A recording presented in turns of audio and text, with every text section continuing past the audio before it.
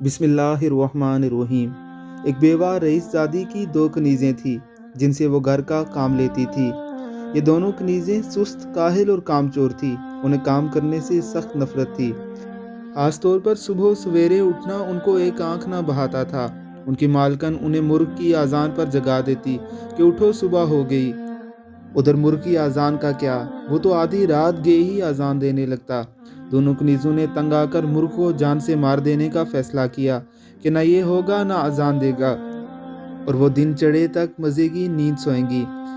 एक दिन दोनों कनीज़ों ने मालका की गैर मौजूदगी का फ़ायदा उठाते हुए मुर्ग को पकड़कर मार डाला और एक जगह दबा दिया। अब हुआ ये कि मुर्ग के ना होने से बेवा को वक्त का अंदाज़ा ही न रहा। वो कनीज़ों की जान खाने लगी और उन्हें निस्फ शब को ही जगाने लगी। गैर ज़रूरी चालाकी और होशियारी का नतीजा हमेशा तकलीफ दे साबित होता है।